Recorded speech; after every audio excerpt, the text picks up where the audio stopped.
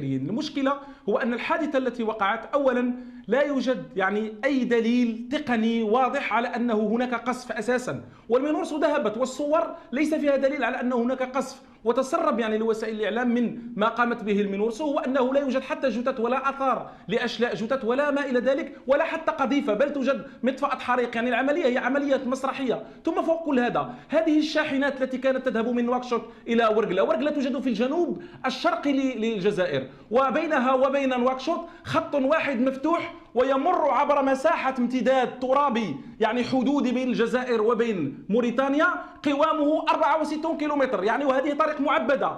المكان الذي ذهبت إليه الشاحنتان ليس مكان معبد، ولا يمكن أن تدخله آليات أساسا من جهة موريتانيا إلى المغرب لأنه فيه الألغام، ومن ناحية أخرى هناك الرمال. هناك مجموعة من المعطيات التقنية تؤكد أنه لا يوجد بعض المراقبين العسكريين الجزائريين يرون أن السلاح الذي استخدم سلاح متطور لم يعبر لم يعبر برا، لأنهم يعتقدون أو يقولون أو يؤمنون بأنها طائرات بدون طيار، درونز. هل هذا السلاح المتطور سيقصف الشاحنات وسيترك الأشخاص الذين جاءوا ليصوروا ويذهبوا بآلياتهم إلى تندوف؟ يترك كل هذه الأشياء ويقصف فقط هاتين الشاحنتين؟ ثم إذا كان المغرب يقوم بهذه الأفعال لماذا لم يفعلها في القرقرات؟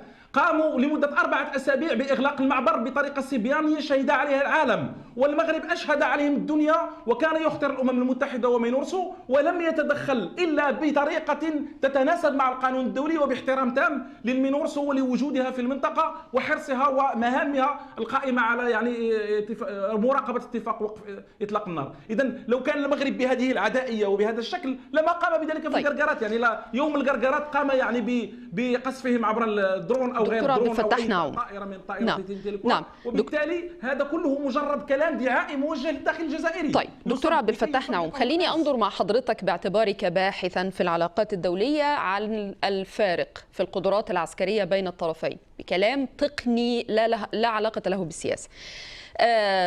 المتقفين للسلاح في الشرق الأوسط والباحثين الأكاديميين في هذا الإطار يرون أن القدرات العسكرية الجزائرية تتفوق على القدرات العسكرية المغربية، لكن المعامل المغاير الذي طرأ على المغرب في السنة الأخيرة هو التطبيع مع إسرائيل، وربما في ذلك الإشارة. لذلك ذكرت لحضرتك نوع السلاح الذي يعتقد في الطرف الآخر أنه استخدم، وهو الطائرات المسيرات، سلاح متطور.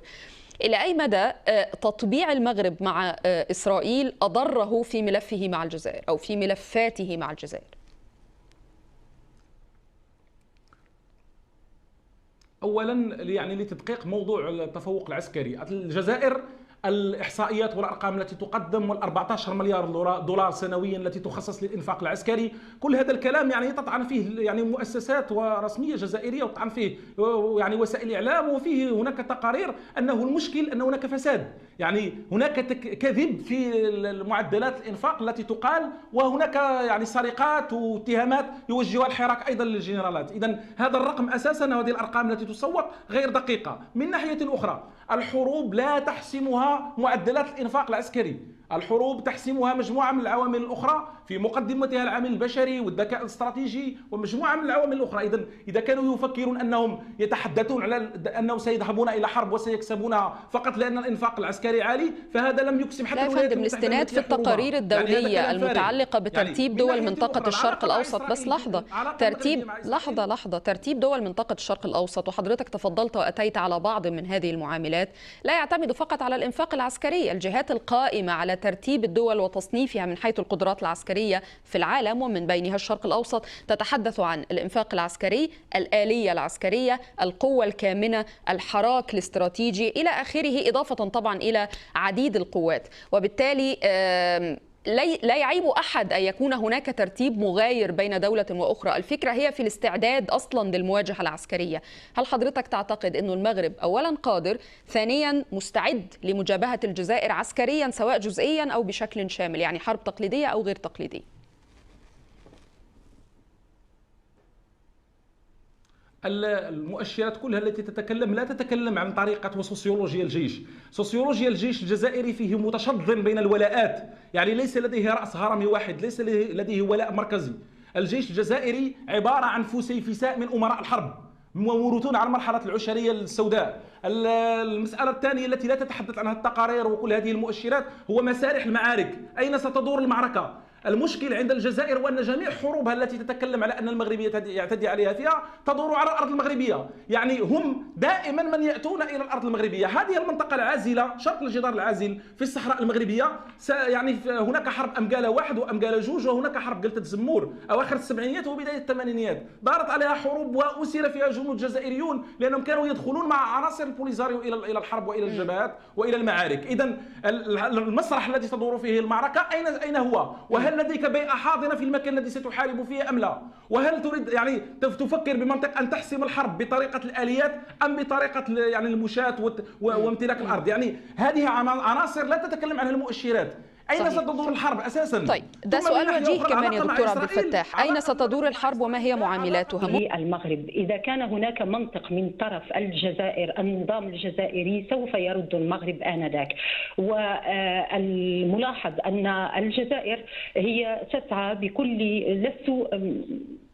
أرجو عدم فهم الجزائر ككل، هناك أمر لا التباس فيه، فنحن نميز جيدا ما بين النظام العسكري الجزائري والشعب الجزائري الأبي الحر الأخ.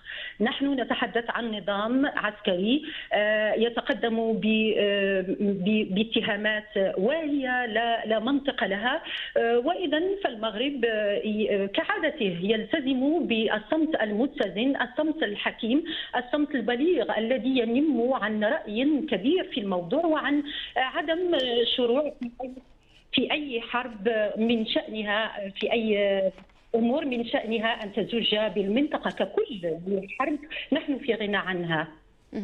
بهذا الطرح مع طلبي من حضرتك أن تبقي معي وأشكرك على ذلك. أستاذة هدى الفشتالي لو سمحتي أن تبقي معي. أرحب بضيفتي عبر الهاتف من الجزائر الأستاذة حدة حزام مديرة صحيفة الفجر الجزائرية. أستاذة حدة مساء الخير، أهلا وسهلا بحضرتك. انطلاقا من هذه الإجابة، لماذا لغة التصعيد من جانب الجزائر منذ تأزم الوضع بسبب أكثر من مرحلة طبعا سنتحدث عنها بالتفصيل، ولكن في هذه القضية تحديدا لماذا توجيه اتهام ويقال إن هناك مؤشرات على أنه المغرب ضالع في يعني أن 3 مواطنين جزائريين قضوا على الحدود إذا كانت موريتانيا نفسها نفت؟ مساء الخير. ليس هناك تصعيد من جانب الجزائر. أعتقد أن طرحك للسؤال هو طريقة خاطئة، لأن التصعيد بدأ من المغرب عندما طرح قضية المشكوك في أمرها، قضية انفصال منطقة القبائل أو بالأحرى قضية الجماعة الإرهابية التي اسمها الماك في الأمم المتحدة. وأيضا لما اشتكى من الجزائر عند زيارة وزير الخارجية الإسرائيلي للمغرب، وقال أن الجزائر صارت خطرا على المنطقة. هذه كلها تصعيدات. أيضا هناك هدد المغرب، هدد في مايو الماضي هدد إسبانيا بقطع الغاز الجزائري عنها، ولذلك الجزائر لجأت إلى قطع الغاز حتى لا يستعمل الغاز الجزائري كسلاح في معاركه الدبلوماسية أو معاركه مع الجوار. أما بالنسبة لقضية مقتل الجزائريين 3، هناك أدلة واضحة وهناك فيديوهات وهناك رصد للأزمة بل للجريمة عبر الأقمار الصناعية. والقضية حدثت على الأراضي الصحراوية المحررة، والمغرب لم ينفي ولم يؤكد، لأنه يريد جر الجزائر في هدوء إلى مستنقع الحرب، والجزائر لا تسقط في مستنقعات الحرب ليس بسبب. طبعا أنا أحترم إجابة حضرتك أستاذة حدة، وبالتأكيد سنسترسل في بعض جوانبها، بس كمان أتصور أنه يعني لا تزيد صعوبة هذا النقاش بالاعتراض على كل سؤال. كما أحترم الإجابة، أتصور أنه يتعين على زملاء مخضرمين أن يحترموا الأسئلة لأنها ستطرح على أي حال.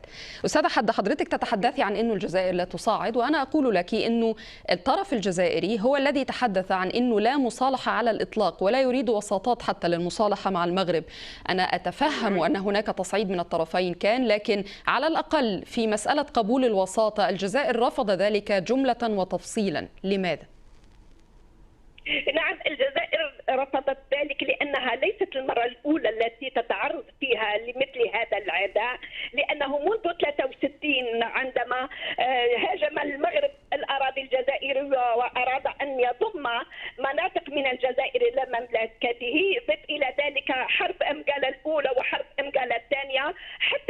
حسن الثاني طلب من الرئيس الجزائري آنذاك هواري بومدين لإعلانها حرب، والرئيس بومدين قال له بصريح العبارة أن الحرب ليست لعبة كرة قدم، لا يمكن أي حتى الرابح فيها خاسر، ولا يمكن أن تنجر الجزائر إلى هذا.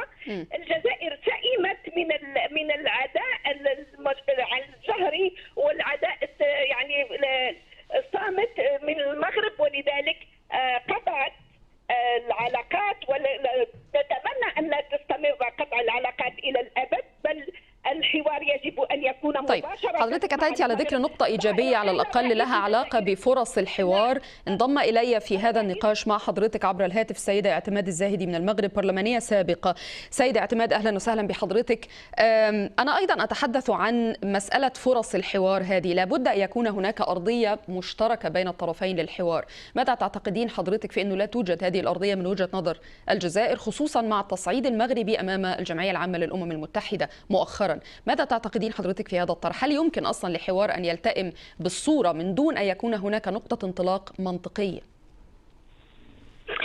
أولا أشكركم على الدعوة. هو بالنسبة للنقطة التي ذكرتموها والتي نقصت من الأخت كذلك حول الحوار يعني كفرصة أو كآلية من أجل فك الخلاف، المغرب دائما كان هو السباق إلى وضع آليات الحوار والنداء إلى التواجه، ويعني فتح هذا حتى مع خصوم الوحدة الترابية، فكانت له يعني السبق أنه جلس إلى طاولة الحوار وأنه أعاد استراتيجية يعني جديدة في فك ملف الخلاف، والذي لم يكن يفهم، وهو تدخل السلطات الجزائرية في موضوع يعني لا يهمها وليست لها به علاقة، ولا تريد أن تجلس كذلك على طاولة الحوار، وتفتعل دائما يعني إشكالات، وتفتعل بعض الملفات من أجل يعني وضع المغرب أمام يعني خيار المواجهة بالقوة أو المواجهة العسكرية، الشيء الذي كان دائما يرفضه المغرب، ولكنه كان دائما ما يستدرك يا سيدتي السيدة اعتماد، كان دائما المغرب صحيح يتحدث عن أنه غير معني بالتصعيد، وكذلك الجزائر في الخطاب الرسمي على الأقل مؤخرا، ولكن المغرب كان دائما ما يستدرك سواء في الإعلام الرسمي أو المقربين أو إلى آخره، حتى لو لم يرد مباشرة مثل هذه المرة، أنه قادر على المواجهة، وعلى الجزائر فقط أن تجرب أن تتعرض للمغرب، وبالتالي هذه أيضا ليست لغة تصالحية. هو يعني لا توجد هناك بلاغات رسمية يعني تعبر عما قلته سيدتي، يعني لا أعرف ولا أذكر أن المغرب يعني ذكرها بهذه الصيغة التي قمتم بذكرها. وهو طيب ما موقف المغرب من وجهة نظر حضرتك لما الجزائر تلوح بأنه المغرب يقوم بأعمال عدائية ويستعمل الآليات الدولية التي تخولها المنظمات الدولية التي هو عضو فيها وفي مجلس الأمن، وجميع الآليات يعني والمعاهدات التي قدمها، فهو يحترمها ويحترم القوانين الدولية، ودائما كان سبق إلى احترام هذه المؤسسات دائما بتقديم آليات الحوار، بتقديم الحلول. فإلى حد الآن فالمغرب هو الوحيد يعني كطرف في هذا الخلاف الذي يقدم حلول إلى المنظمة الدولي الذي يقوم بحوار جدي، وإن قال بحوار أو يعني أن يقوم بنقاش في الموضوع، فهو يقوم كذلك بفعل في الميدان، فليس الحوار فقط أو فليس كلام فقط في الشكل يعني الذي يقوم به خصوم الوحدة الترابية أو السلطات يعني العسكرية بالجزائر، أنها دائما تقوم بهجومات أو بفعل لا يسن ولا علاقة له بالقوانين الدولية كما يحترمها المغرب وكما يدعو إليها. وآخرها هذه الادعاءات بقتل 3 الجزائريين التي طلب المغرب من المينورسو أن يتدخل من أجل فتح تحقيق ومعرفة الأمور، وحيث وقف المينورسو على بعض النقط التي يعني تبين جليا أنها ادعاءات لا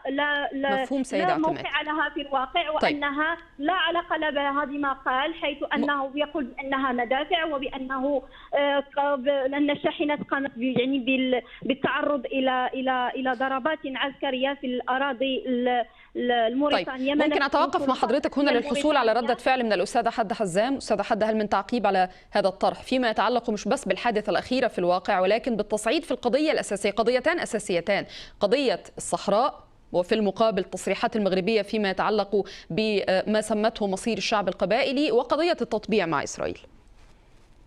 قضية التطبيع مع إسرائيل أبدأ من الآخر. هم المغرب حر في علاقته بإسرائيل إذا ما كانت تسيء بها إلى الجزائر، لكن لما يستضيف الوزير بوريطة وزير خارجية إسرائيل ويشتكي منه الجزائر ويقول له أن الجزائر صارت تشكل خطرا على المنطقة، خطرا أمنيا على المنطقة، فهذا كلام خطير. وهناك استقواء بإسرائيل في الحليف الإسرائيلي. بالنسبة للقضية الصحراوية، الجزائر ليست طرفا في القضية الصحراوية، والصحراء الغربية كانت قضية منفصلة عن المغرب منذ بدايتها، حتى أن جبهة البوليساريو طالبت سنة 75 من الملك الحسن الثاني مساعدتها على في حربه على إسبانيا، وقال الملك أنا لن أخسر صداقة إسبانيا من أجل حفنة رمال، مما يدل على أن الأراضي الصحراوية لم تكن مغربية مثلما لم تكن الأراضي غرب الجزائر مغربية مثلما كانت تدعي المغرب. ولذلك الجزائر لم تجلس إلى المغرب في طاولة الحوار من أجل القضية الصحراوية لأنها قضية أممية. ولكن الرئيس مؤخرا في إحدى حواراته الإعلامية قال على المغرب أن يعتذر على كل المظالم التي تسبب فيها للجزائر، وخاصة سنوات الإرهاب لما بادر هو الجزائر موقفه واضح يا أستاذة حدة من دعم جبهة بوليساريو. هذه قضية لم تعد خافية على أحد، ولا أحد يستطيع تحييد الجزائر عن هذه الأزمة بأي شكل. لكنه ليس طرف، ليست الجزائر ليست طرف. أنها تستضيف اللاجئين الصحراويين على الأراضي الجزائرية، فهذا بموافقة الأمم المتحدة، ولم تستضيف إلا باستشارة الأمم المتحدة. ارجعوا إلى التاريخ، كل شيء مدون. أعود إلى سؤالك، والرئيس الجزائري قال سنتحاور مع المغرب إذا ما اعتذر على كل المظالم التي تسبب فيها للجزائر، لأنه لا يمكن لا للمغرب ولا للجزائر أن تكون لها حدود أخرى أو أن تنتقل من موقعها الجغرافي إلى مكان آخر. نحن مجبرون على الاتفاق مهما طالت الخلاف. طيب، بهذه النقطة أعود إلى الأستاذة هدى الفشتالي. أستاذة هدى، الواقع أنه لما زار يائير لابيد وزير الخارجية الإسرائيلي المغرب، هو أدلى بتصريحات اعتبرتها الجزائر تصريحات عدوانية للغاية، من بينها كان أنه الجزائر أصبحت قريبة من إيران وأنها تشن حملة ضد قبول إسرائيل في الاتحاد الأفريقي بصفة مراقب. الجزائر لها موقف واضح صحيح من انضمام إسرائيل إلى الاتحاد الأفريقي، بس كذلك دول أخرى، وبالتالي رؤية ذلك استفزاز متعمد من جانب المغرب، واعتبر أنه استقواء بالولايات المتحدة وإسرائيل بعد التطبيع. أخت رشا من فضلك، متى رأت الجزائر في خطوة خطاها المغرب أمرا عاديا؟ متى كانت الجزائر محايدة لمواقف المغرب سواء الاقتصادية أو السياسية أو أي موقف اتخذه المغرب وأي إجراء إلا ورأت فيه الجزائر تهديدا لها؟ ونحن لسنا مسؤولين عن هذه الهستيريا التي يقابل بها النظام العسكري الجزائر كل تحركات المغرب ويتربص بالمغرب وكأن لا شأن له سوى المغرب، مع العلم أننا كلنا على علم بما يجري في الجزائر وما يعانيه الشعب الجزائري. لا، أنا لا زلت أتحدث عند موقف المغرب المتعلق بالتطبيع يا أستاذة هدى. أول التصريحات التي خرجت بعد إتمام التطبيع بين المغرب وإسرائيل كان الاعتراف بالصحراء من جانب الولايات المتحدة، الصحراء جزءا من المغرب، وطبعا كانت هناك اعتراضات كثيرة من جانب أطراف ودول في الأمم المتحدة، وبالتالي رؤية أنه هذه هي يعني التطبيع في مقابل هذا الاعتراف، وهذا استفز مش بس الجزائر ولكن شعوب كثيرة في المنطقة ترى أنه التطبيع بالأساس مش بس بين المغرب وإسرائيل، بين كل الدول المطبعة وإسرائيل مؤخرا هو خطأ قومي. الدفاع عن الوحدة الترابية وعن الصحراء وعن مغربيتها هو أمر مشروع للمغرب، وله أن يبث فيه كما يشاء وبالرغم عن أنف من يشاء. وتطبيعنا مع إسرائيل هو ليس بأمر وليد اللحظة أو وليد الحاضر. الإسرائيليون هناك معظمهم مغاربة تعايشنا معهم بكل حب وبكل سلام، وما هذا إلا استمرار لعلاقة سلمية أخوية بين ديانتين لا دخل لها إطلاقا ولا دخل لأي أحد ولأي جهة في مدى استمرارية هذه العلاقة. الدفاع عن الصحراء أو البث في ملف قضية الصحراء هو مشروع وحق لن نناقشه حتى ولن نصدر فيه أي أمر، وهو قرار جد سديد، وللجزائر أن ترى فيه ما تشاء. فهي دائما وكما قلت وأعيد، وأنا في هذا الصدد كنت أجيبك أختي عن سؤالك حين قلت أن الجزائر هي دائما ترى في تحركاتنا وفي اتفاقياتنا وفي حيويتنا الاستراتيجية والسياسية وعلاقاتنا الخارجية تهديدا لها، وهذا شأنها. طيب أستاذة هدى، بالمقابل من انطلاقا مما حضرتك ذكرتي، أعود مرة أخرى إلى الأستاذة حدة حزام بطرح مغاير. أستاذة حدة حزام، في الوقت الذي الجزائر فيه انتقدت بشدة ما فعله المندوب المغربي أمام الجمعية العامة للأمم المتحدة يوليو تموز الفائت لما تحدث عما وصفه بتقرير المصير للشعب القبائلي، وقال إنه هذه منطقة القبائل، قال إنها واقعة أو خاضعة للاستعمار الجزائري، يتعجب المغرب في المقابل لماذا إذا الجزائر دائما لديها رأي فيما يتعلق بالصحراء التي المغرب تعتبرها جزءا من أراضيها، وبالتالي خلافها مع البوليساريو مفترض أن الجزائر لا تدعم فيه طرف على حساب الآخر؟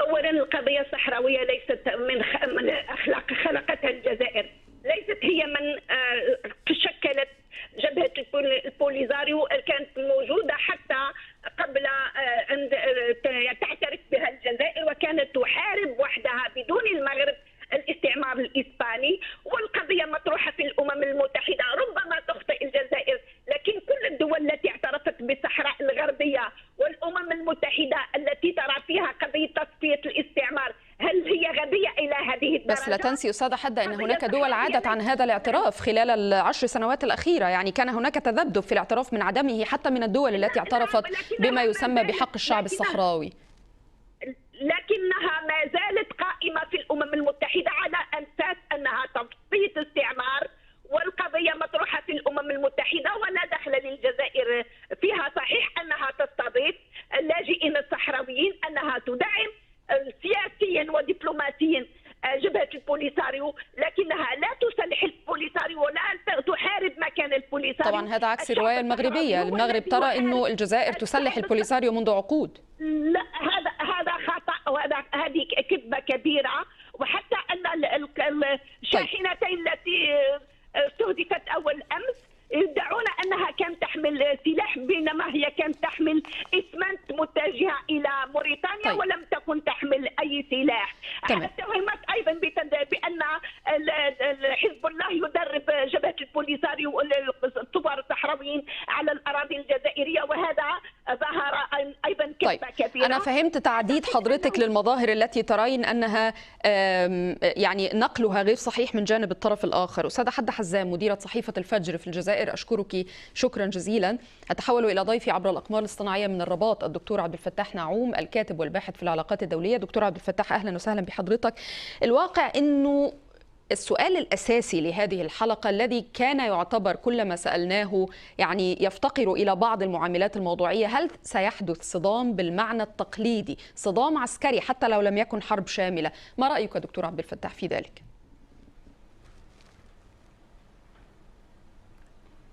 أهلا وسهلا. أنا في نظري أن لا يوجد أي مؤشر الآن على أنه سيكون هناك حرب بين المغرب وبين الجزائر، لأنه الحرب بين المغرب وبين الجزائر هي حرب إقليمية في منطقة مهمة من العالم. الدولتان مسؤولتان بنفس الدرجة عن الأمن وعن السلم في هذه المنطقة، وأعتقد أن هناك ميزان قوى ومعادلات دولية كبرى، وهناك مسؤولية أمام المنظمة الدولي لهذه الدول عن يعني حماية هذه المنطقة وتجنيبها أي اصطدام عسكري. المشكل هو أنه الآن الجزائر ذهبت من التصعيد الدبلوماسي والسياسي نحو التلويح بموضوع الحرب، وموضوع الحرب له مجموعة من المعضلات. أولا الجزائر التي تريد الحرب وتبحث عن الحرب وتعلن الحرب وتتكلم عن الحرب هي غير قادرة على الحرب، هي لم تعلن الحرب يا دكتور عبد الفتاح. حضرتك أكاديمي وباحث. لا دكتور عبد الفتاح، كأكاديمي وباحث ينبغي أن نضبط اللغة الأكاديمية. حتى هي لم تعلن الحرب لكنها تحدثت عن أعمال عدائية وفي ذلك تمهيد لما يسمى بالتصعيد الذي قد يفضي إلى مواجهة. وأنا أسأل حضرتك هل هذه المواجهة قادمة؟ حضرتك ترى أنها حتى هذه اللحظة ليست لائحة في الأفق بالشكل الكامل. ما الذي يمكن أن يؤدي إليها وكيف يمكن تفاديها كي نكون أكثر انضباطا أكاديميا؟ سيدتي، بالانضباط الأكاديمي وباللغة الأكاديمية ما تفعله الجزائر من تجييش على المستوى الرسمي وتلويح بالحرب على مستوى رئيس الجمهورية وتهديد بالحرب على مستوى رئيس الجمهورية، كل هذا يعني تعدى درجة ومراحل يعني إعلان الحرب. يعني هم يريدون الحرب، يتمنون الحرب، والحرب بين المغرب وبين الجزائر مشكلتها أن لها معادلة، الذي يريدها هو غير قادر عليها، والطرف الذي هو فعلا قادر على الحرب ويملك اقتصاد ويملك استقرار ويملك إمكانيات حقيقية للحرب هو لا يريد الحرب مطلقا، الذي هو المغرب. طبعا المشكلة عند الإخوة الجزائريين هو أنهم يريدون حربا للاستهلاك الإعلامي يوجهونها إلى الداخل لأنه لديهم مشاكل داخلية اقتصادية. يعني الدولة في الجزائر غير قادرة على تأمين الحاجيات الأساسية الضرورية لمواطنيها وهي في وضعية استقرار، ثم أنه هناك نوع من الفبركة والمسرحيات الكاذبة. يعني إذا كانت الجزائر قادرة على الحرب وهذا التلويح ورئيس الجمهورية يتكلم عن الحرب ووزير الخارجية يتكلم عن الحرب وكل إعلامهم يتكلم عن الحرب، الإعلام الرسمي في الجزائر يتكلم على إعلان الحرب، بل أنهم حتى يحرضون بوليزاريو على قصف المدنيين في المدن المغربية. أليس هذا إعلان حرب؟ طيب. يعني هم كل هذا الكلام للاستهلاك الإعلامي. لأنه مسؤولية الحرب إذا كان هناك من ضرورة للحرب بين الدولتين يجب أن تكون تحت أنظار وتحت سقف الأمم المتحدة وبناء على أدلة وحجج تؤكد أن المغرب فعلا قبل أن نحلل القدرات العسكرية أن نحلل القدرات العسكرية للطرفين، هناك من داخل الجزائر من يرى أنه مسألة إعلان الحرب أو التلويح بها هي قادمة من المغرب، من بينهم من سنستمع إليهم على الهاتف الآن. أستاذ فاتح من الجزائر، أهلا وسهلا بحضرتك. السلام عليكم. وعليكم السلام يا فندم. السلام عليكم. ضيفنا يتحدث من المغرب، أهلا وسهلا بحضرتك. ضيفنا يتحدث من المغرب عن أنه التصعيد من جانب الجزائر والحديث طوال الوقت عن المخايلة بالقدرات العسكرية هو إعلان حرب من وجهة نظره. حضرتك لديك وجهة نظر مغايرة كما فهمت تحت الهواء. نعم، المغربي هو الذي يجر الجزائر إلى حرب بتصرفاته العدوانية على الشعب الجزائري بقتل ثلاث جزائريين على في المناطق المحررة الصحراوية، وتحديدا في مكان يسمى بئر اللحلو، العاصمة المؤقتة للبوليزاريو، ويحاول جر الجانب الجزائري الى الاعتداء عليه. فندم، حتى هذه السرديه استاذ فاتح المغرب يرفضها، المغرب لا يريد اصلا الحديث عن انه هذه عاصمه مؤقته للبوليساريو، ويعتبر ان هذه المنطقه منطقه امان بين الطرفين، وبالتالي المغرب يرى انه الجزائر يلوح دائما حتى بتوجيه هذا النوع من الاتهامات، استخدام الفاظ مثل اعمال عدائيه يلوح بالتصعيد العسكري. من يريد التصعيد العسكري؟ الجانب الجزائري والجانب المغربي. الجانب المغربي الجانب من هو من اعتدى على الشعب الجزائري ولا يرفض ولا يؤكد المقتل الجزائريين الى حد الساعه، ولا يوجد بيان من السلطه المغربيه على استشهاد ثلاث جزائريين. هنا نفهم أن يوجد ضلوع للمغرب في قتل الثلاث الجزائريين. طيب، أشكرك شكرا جزيلا أستاذ فاتح. دكتور عبد الفتاح نعوم، هل من تعقيب على ما قاله الأستاذ فاتح أولا، من ثم نتحدث عن السؤال ونطرح السؤال التالي؟ دكتور تسمعوني؟ هو دكتور عبد كلام الفتاح. كله مغلوط ودعائي، وهذا للاسف هو نتيجه ما يفعله الاعلام الجزائري وما يفعله سياسه الجزائر، وانهم ضللوا وخيلوا وعي الجزائريين. المشكله هو ان الحادثه التي وقعت اولا لا يوجد يعني اي دليل تقني واضح على انه هناك قصف اساسا، والمنورس ذهبت والصور ليس فيها دليل على انه هناك قصف. وتسرب يعني لوسائل الاعلام من ما قامت به المنورس هو انه لا يوجد حتى جثث ولا اثار لاشلاء جثث ولا ما الى ذلك، ولا حتى قذيفه، بل توجد مطفأة حريق. يعني العمليه هي عمليه مسرحيه. ثم فوق كل هذا، هذه الشاحنات التي كانت تذهب من نواكشوط الى ورقله توجد في الجنوب الشرقي للجزائر، وبينها وبين نواكشوط خط واحد مفتوح ويمر عبر مساحة امتداد ترابي يعني حدودي بين الجزائر وبين موريتانيا قوامه 64 كيلومتر، يعني وهذه طريق معبدة. المكان الذي ذهبت إليه الشاحنتان ليس مكان معبد، ولا يمكن أن تدخله آليات أساسا من جهة موريتانيا إلى المغرب لأنه فيه الألغام، ومن ناحية أخرى هناك الرمال. يعني هناك مجموعة من المعطيات التقنية تؤكد أنه لا يوجد بعض المراقبين العسكريين الجزائريين يرون أن السلاح الذي استخدم سلاح متطور لم يعبر بس لحظة، لم يعبر برا، لأنهم يعتقدون أو يقولون أو يؤمنون بأنها طائرات بدون طيار، درونز. هل هذا السلاح المتطور سيقصف الشاحنات وسيترك الأشخاص الذين جاءوا ليصوروا ويذهبوا بآلياتهم إلى تندوف؟ يعني يترك كل هذه الأشياء ويقصف فقط هاتين الشاحنتين؟ ثم إذا كان المغرب يقوم بهذه الأفعال لماذا لم يفعلها في القرقرات؟ قاموا لمدة 4 أسابيع بإغلاق المعبر بطريقة صبيانية شهد عليها العالم، والمغرب أشهد عليهم الدنيا، وكان يخطر الأمم المتحدة ومينورسو ولم يتدخل إلا بطريقة تتناسب مع القانون الدولي وباحترام تام للمينورسو ولوجودها في المنطقة وحرصها ومهامها القائمة على يعني مراقبة اتفاق وقف إطلاق النار. إذا لو كان المغرب بهذه العدائية وبهذا الشكل لما قام بذلك في القرقرات. يعني لا يوم القرقرات قام يعني بقصفهم عبر الدرون أو غير دكتور عبد الفتاح، نعم. طائرة من طائرات نعم. وبالتالي هذا كله مجرد كلام دعائي موجه للداخل الجزائري. طيب دكتور عبد الفتاح، نعم، خليني أنظر مع حضرتك باعتبارك باحثا في العلاقات الدولية عن الفارق في القدرات العسكرية بين الطرفين بكلام تقني لا علاقة له بالسياسة.